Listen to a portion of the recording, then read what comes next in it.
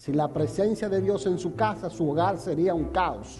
Sin la presencia de Dios en su vida estaría vacía. Usted andaría errante tratando de qué será lo que Dios quiere conmigo. Y un creyente separado de la familia de Dios es un creyente condenado a morir en la vida espiritual. Y decíamos esto, que Pablo estaba tratando de contrarrestar ciertas ideas que son conocidas como protonoxismo, o lo que es el comienzo del movimiento gnóstico. Cuando se habla de protonoxismo, lo que se está hablando es de los principios de un movimiento que decía que el cristianismo era parte de la verdad, pero que no era toda la verdad. De que se necesitaba tener un conocimiento extra a lo que Pablo, sus compañeros que habían predicado el Evangelio, habían sembrado para nosotros tener seguridad de que verdaderamente estábamos conectados con Dios. Entre esas enseñanzas se encontraba la idea de enseñar que Jesucristo era una de muchas criaturas que habían venido. Oiga lo que dicen, una de muchas criaturas que habían venido para mostrarnos la verdad, pero que Jesucristo no era Dios. Y el apóstol Pablo pone énfasis en y dice, miren, Jesucristo es quien dijo ser, y el evangelio que ustedes recibieron es la verdadera gracia de Dios y es la verdad que necesitamos para nosotros saber que tenemos comunión con Dios el Padre por medio de su Hijo. No necesitamos agregar a la fe ninguna cosa, ningún conocimiento secreto, porque todo ha sido revelado en el Evangelio. Y aquí yo creo que cuando Pablo avanza a la mitad del capítulo, nos está hablando en primer lugar de que no necesitamos nada más que a Jesucristo en nuestras vidas. Hoy en día tenemos grupos que enseñan que Jesucristo no es Dios. Tenemos grupos que tratan de agregar tradiciones que eran, vamos a decir, sombras, o que lo que hacían era que anunciaban lo que Jesucristo iba a hacer en la cruz del Calvario, diciéndonos que nosotros tenemos que observar eso.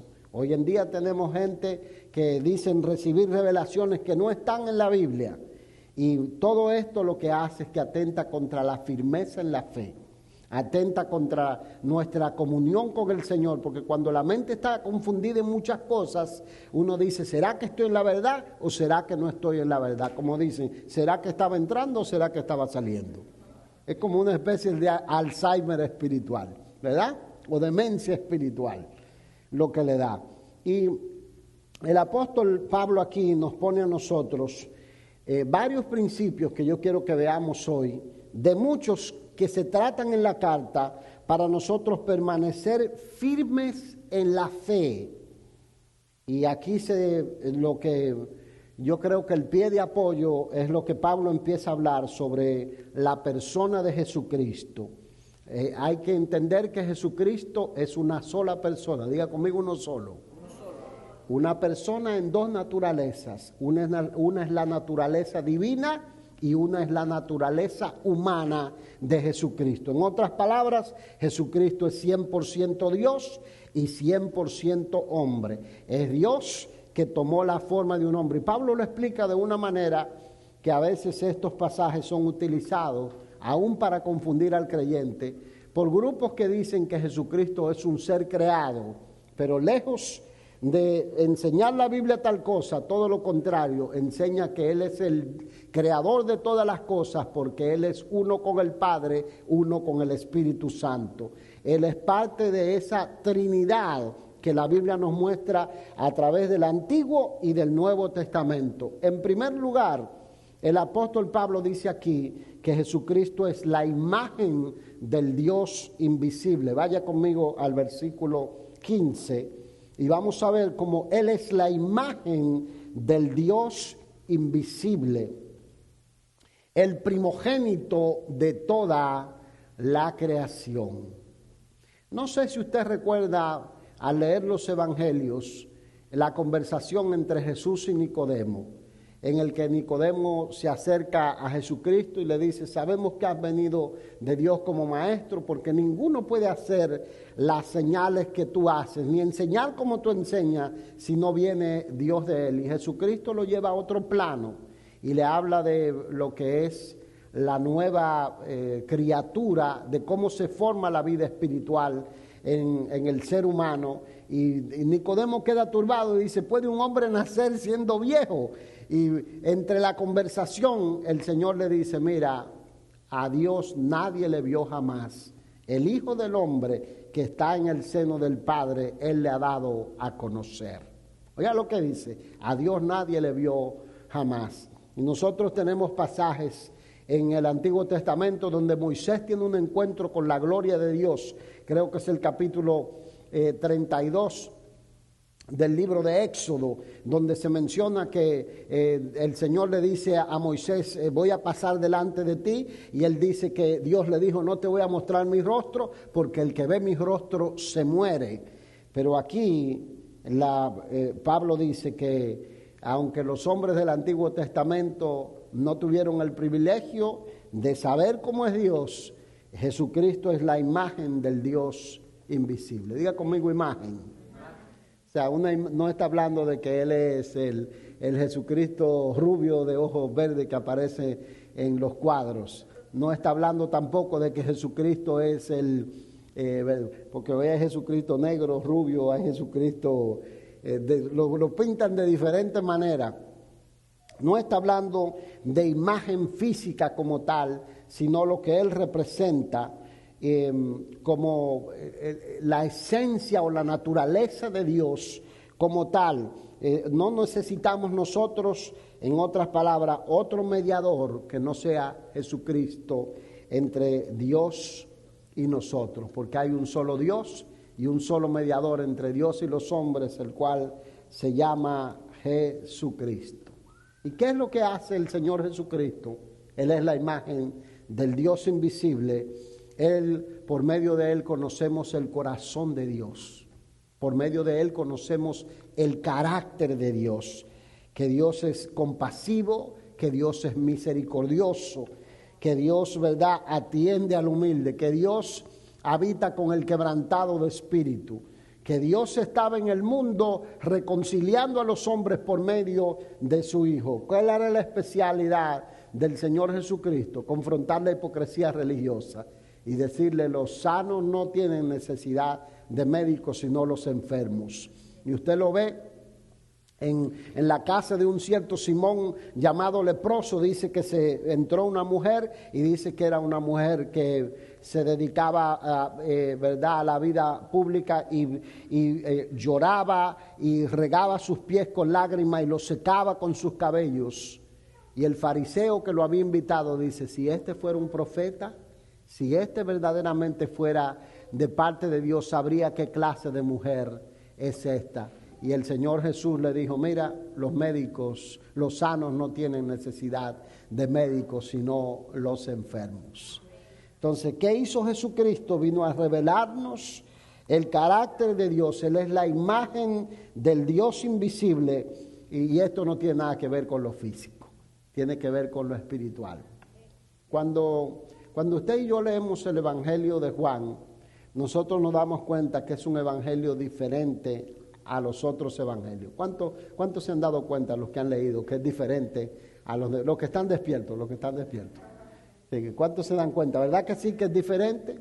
Porque los otros evangelios narran constantemente sanidades. El Evangelio de Juan narra 7 eventos. Y en cada evento trata de identificar a Dios el Padre en la persona de su Hijo Jesucristo. Al Dios creador al hacer el agua vino. Es lo primero que nosotros vemos en las bodas de Caná de Galilea. Al Dios que tiene autoridad con la palabra, que con la palabra puede ordenar y crear. Al ordenar sanidad al Hijo del oficial, que dice que vino a él y le dijo: tengo mi hijo gravemente enfermo, por favor ven y sánale. Y si mal no recuerdo, creo que esa historia está allí en Juan. Y entonces él envía la palabra, e inmediatamente dice: el muchacho queda sano de su enfermedad. ¿Quién puede dar esa autoridad si no es Dios solamente? Usted no se le enciende la velita de que cuando el Señor luego en el Evangelio, después que se narran el ciego de nacimiento, que se supone que es porque no tiene córneas, y el Señor entonces le devuelve la vista, que creo que es el capítulo 9 de Juan. Luego cuando está a punto de irse, de prepararse y tiene esa conversación de mesa con los discípulos, le habla a ellos y ellos le dicen, miren, no se turben, no tengan miedo, yo voy a preparar un lugar para ustedes, donde yo estoy, ustedes también van a estar, yo soy el camino, estoy, ¿verdad?, saltando el pasaje, soy el camino, la verdad y la vida, y dice uno de los discípulos, no sabemos a dónde vas, ¿cómo pues podemos saber el camino? Pues yo soy el camino, la verdad y la vida, nadie viene al Padre sino por mí, yo soy la imagen del Dios invisible, en otras palabras. Y Felipe le dice, muéstranos al Padre y nos basta. Y él le dice, Felipe, tanto tiempo hace que yo estoy con ustedes y ustedes no me conocen. El que me ha visto a mí, ha visto al Padre. Vaya conmigo al versículo, que el versículo nos va a hablar con mayor autoridad. Juan capítulo 14, versículo 8. Él es la imagen del Dios invisible.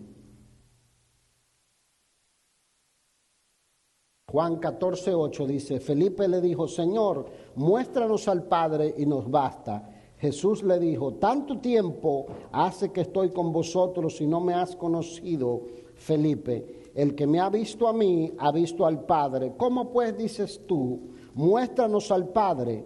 ¿No crees que yo, oiga esto, dice, no crees que yo soy en el Padre y el Padre en mí? Las palabras que yo os hablo, no las hablo por mi propia cuenta, sino que el Padre que mora en mí, Él hace las obras. Creedme que yo soy en el Padre y el Padre en mí. De otra manera, creedme, ¿por qué? Los que están despiertos dijeron, creedme, ¿por qué? Por las mismas obras. O sea, ahí estaba la evidencia, la autoridad. Manda a los vientos y al mar que se callen. ¿Quién puede hacer eso sino el Dios soberano? Porque la vasta mayoría de nosotros, cuando ordenamos algo, lo hacemos en el nombre de Jesús. Jesús no lo hacía en ningún nombre. Él lo hacía en una autoridad que tenía intrínseca, como Dios. Y oiga a lo que él dice, ¿no crees que yo soy en el Padre y el Padre en mí? Usted verá lo que dice más adelante, el principio de que Él es la imagen del Dios invisible.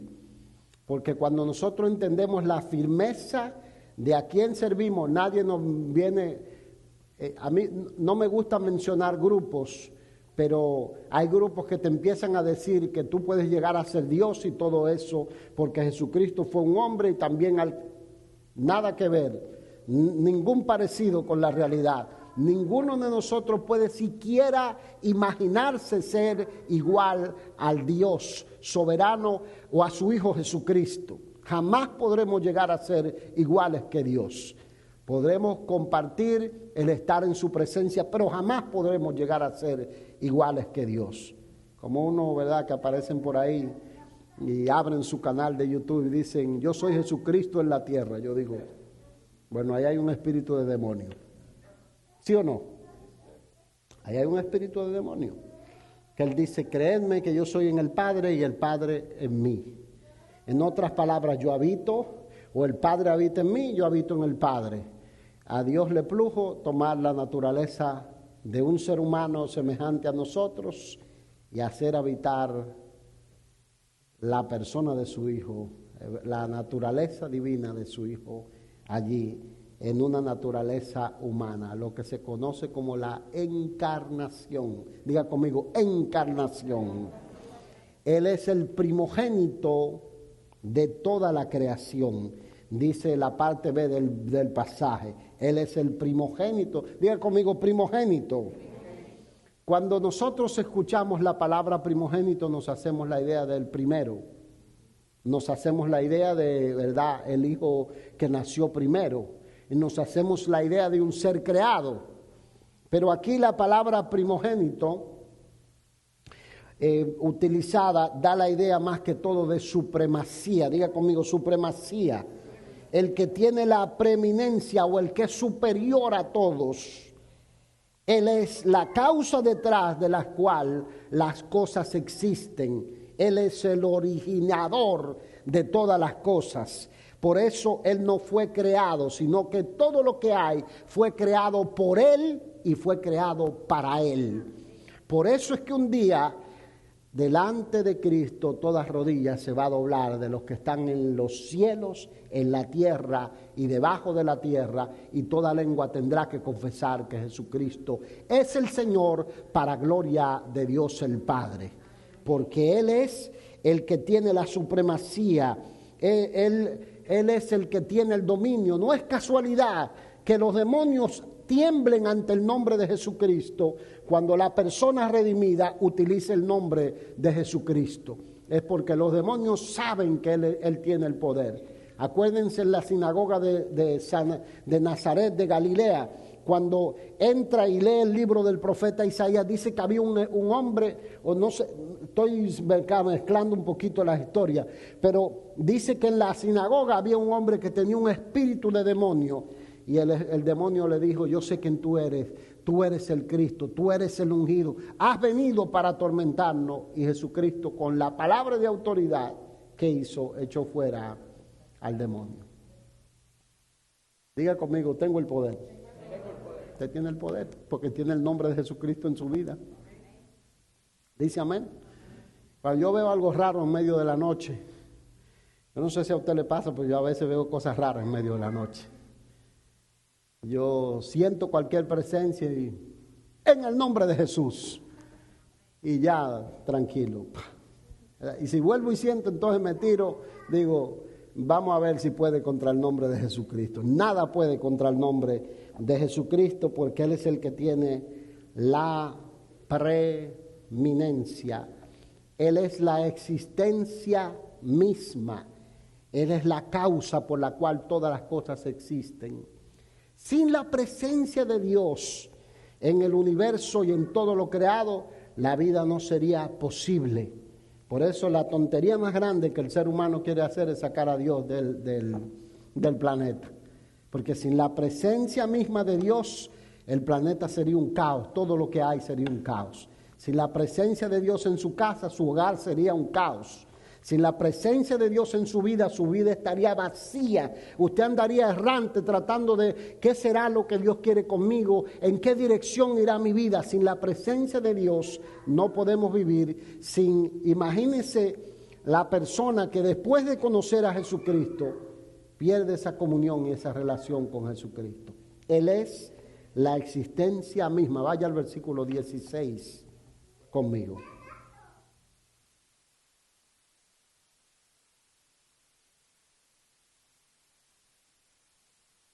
Dice, porque en Él fueron creadas todas las cosas, las que hay en los cielos y las que hay en la tierra, visibles e invisibles, sean tronos, sean dominios, sean principados, sean potestades. Todo fue creado por medio de ¿quién? Y para Él. ¿De quién está hablando? Del primogénito, del que tiene la preeminencia, del que tiene la autoridad, del que tiene... No es casualidad entonces que los demonios se sujeten. Cuando uno a veces se pone a mirar pasajes donde muestra que aún las fuerzas de las tinieblas tienen jerarquía, esas jerarquías terminan con uno solo, con Jesucristo. No hay principado demoníaco que se resista a la autoridad del nombre de Jesucristo. Imagínense cuando la iglesia del Señor se levanta a proclamar el nombre de Jesucristo, en su comunidad lo que pasa. Empiezan los principados de iniquidad, de drogadicción, de pecado, de alcoholismo, de tráfico de droga a desaparecer, porque nada puede resistir la autoridad del nombre de Jesucristo. Por eso el diablo tanto se resiste a que la iglesia del Señor se junte a clamar, a pelear la batalla de la fe.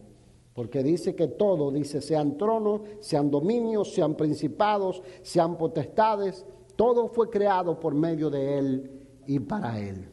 Hasta el diablo dice que tiene que obedecer al Señor. ¿Verdad que sí? Gloria a Dios. No sé quién contó por ahí la anécdota de una mujer que dice que alguien ateo la estaba escuchando orando y decía: Señor, envía provisión, mira que me quedé viuda, no tengo nada. Y el ateo dijo: voy a ver, a demostrarle que su Dios no existe. Y fue y le puso en la puerta y ella: Padre, gracias. Dice: ningún padre fui yo. Ella dijo: hasta el diablo, cuando Dios lo manda, tiene que obedecer. ¿Sí? Entonces hasta el diablo, cuando Dios lo manda, tiene que obedecer.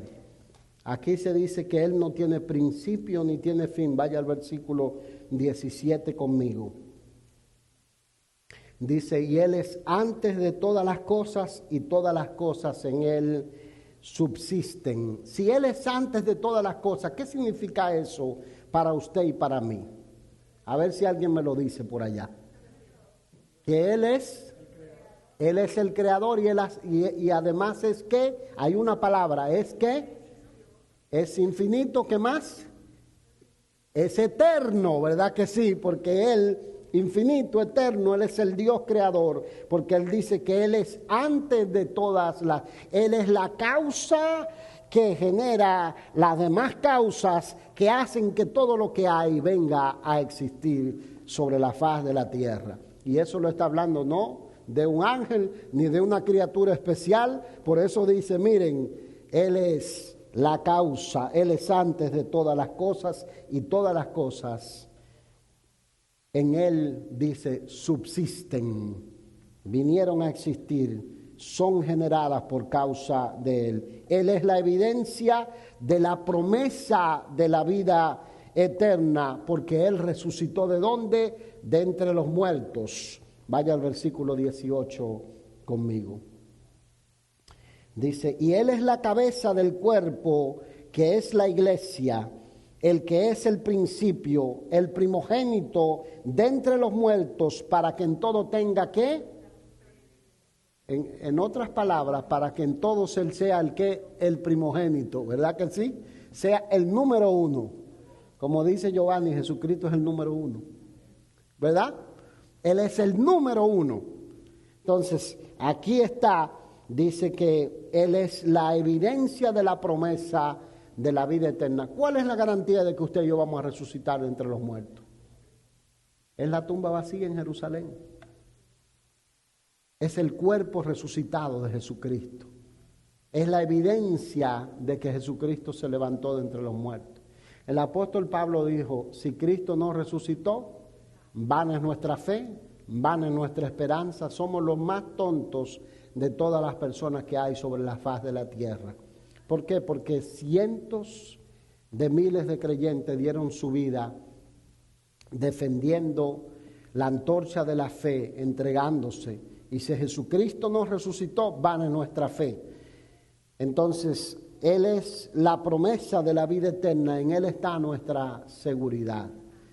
Y por último, Él es Dios que nos reconcilió consigo mismo. Y yo creo que esta parte aquí conecta a Juan 14 con esto aquí. Vaya al versículo 19.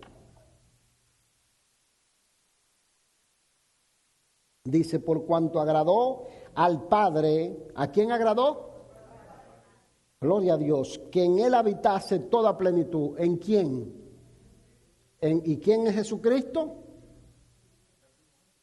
Él es el primogénito, pero al Padre agradó. ¿Y Jesucristo quién es del Padre? Es el Hijo, ¿verdad que sí? Entonces hay Padre y hay Hijo, ¿verdad que sí? Amén. ¿Cuál falta? No hay madre, no. No hay madre. Eso es en el mundo terrenal que hay madre. En el mundo terrenal. Por eso el Señor todo lo hizo muy bien, ¿verdad que sí? Dijo, no es bueno que el hombre esté solo. Le haré ayuda idónea, ¿verdad?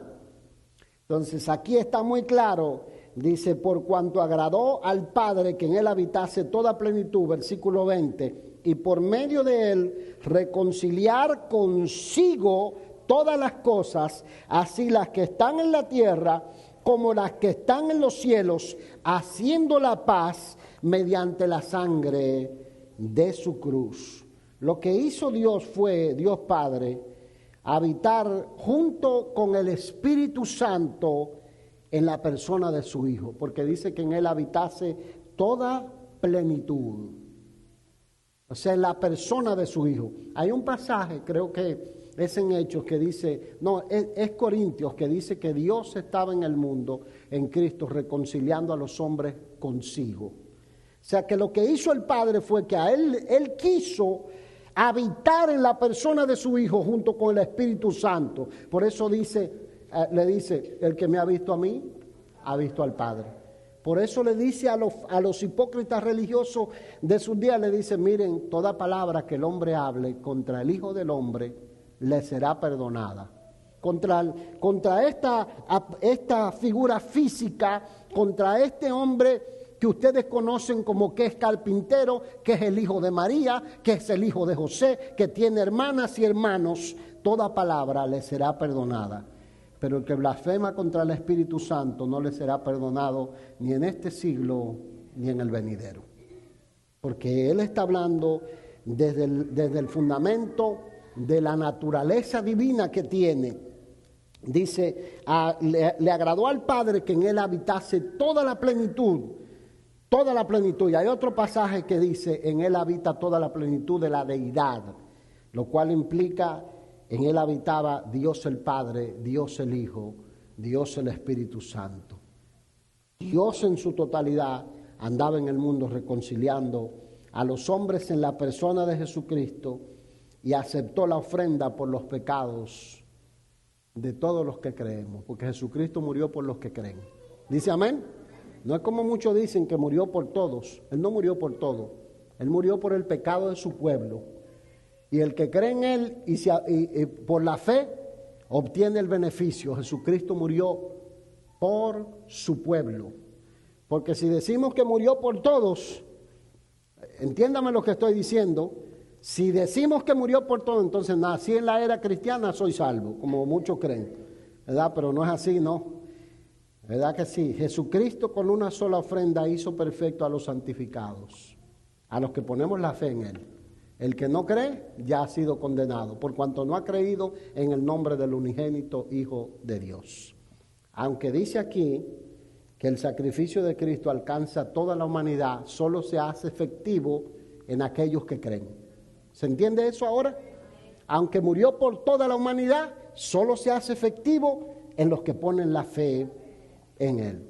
Dios Padre quiso habitar junto con su Espíritu Santo en la persona de Jesucristo y aceptar la ofrenda por nuestros delitos y pecados. Entonces, en otras palabras, ya no somos enemigos, ya no estamos lejos de los pactos y de las promesas de Dios. Ya somos hijos legítimos, ya Dios nos ve como suyo propio. Ya podemos entrar libremente en su presencia y orar y confiar. Aun cuando fallamos, la Biblia dice, hijos, los escribo estas cosas para que no pequéis. Pero si alguno pecare, abogado tenemos para con el Padre, a Jesucristo el justo. Él es la propiciación. Él es el que hace posible que nuestros pecados sean borrados por el poder de la sangre de su Hijo. ¿No se goza por eso? Yo me gozo por eso. Gloria a Dios. Tengo 2 puntos más, pero ya usted me está mirando en trance. Así que ya lo voy a cerrar aquí. Así lo dejo con la expectativa de saber cuáles son los 2 puntos más. ¿Dice amén? Muy importante, mis amados, el creyente que se confunde de quién es la persona de Jesucristo, es un creyente que lo mueven muy fácilmente. Aparece, ¿cómo era que se llamaba el Jesucristo? José Luis Miranda. Aparece José Luis Miranda y le dice, yo soy Jesucristo en la tierra, y usted sale y empieza a tatuarse con el 666, porque eso lo hizo también. Yo conocí creyentes que tenían años en la iglesia, y el José Luis Miranda lo hizo tatuarse con el 6, y después lo andaba buscando el IRS. ¿Sí? Y ya murió muy tristemente. Y les aseguro que al principio era un hermano, un buen hermano, pero que no estaba bien claro, creía que había que buscar un conocimiento secreto, porque cuando el creyente siempre está buscando cosas fuera de la Biblia, con lo único que se encuentre con la falsa doctrina. Por eso usted tiene que entender, mire, la base de su relación es la comunión que usted tiene con Dios el Padre por medio de Jesucristo. Otro de los problemas es la vida de oración. Cuando el creyente no sabe a quién orar, aparecen lo de la, ¿cómo se llaman eso? Lo del vacío de agua. ¿Cómo que se llaman los del vacío de agua? Los pares de sufrir. Pares de sufrir. Así. Pares de sufrir. Y le dicen lo del vacío de agua. Ora fuerte al Espíritu Santo. ¿Y quién? La Biblia no nos mandó a orar al Espíritu Santo. Jesucristo dijo, oraréis al Padre en el nombre de Jesús. Todo lo que pidieres al Padre en mi nombre será hecho. ¿Verdad? Usted puede hablar con el Espíritu Santo. Decirle, Espíritu Santo, ayúdame, voy a meterme por aquí, cuídame, porque Él es el que está con nosotros, haciendo real a la persona de Jesús en nosotros. Pero el creyente no puede, el creyente tiene que orar, Padre, te pido, porque a través de la justicia de tu Hijo, ayúdame. Y usted puede decir, pido la ayuda del Espíritu Santo para poder pedir como conviene, porque no lo sé. Pero usted tiene que orar al Padre en el nombre de Jesucristo, y el Espíritu Santo le va a enseñar a pedir como conviene, conforme a la voluntad de Dios. Muy importante que entendamos eso. Hay creyentes que no saben si orar al Padre, si orar al Hijo, si orar al Espíritu Santo. Y la Biblia muestra un orden de por quién debemos orar. Y si tampoco no está seguro, entonces empieza a ver comas donde no la hay en la Biblia. Dicen, no, pero mira, aquí dice que fue creado, porque no va más allá. Lo visitan esos que tocan sin mencionar el nombre y le dicen, no, mira, te enseñaron mal, Jesucristo era un ángel, era un profeta, era uno más, como enseñaba el movimiento pronóstico. Le enseñaban a los colosenses que ellos no habían recibido toda la verdad. Y entonces empezaron a mover en la fe, porque oiga el otro elemento, cuando el creyente no está claro y se mueve en la fe, lo que hace es que lo separan de la familia de Dios. Y un creyente separado de la familia de Dios es un creyente condenado a morir en la vida espiritual.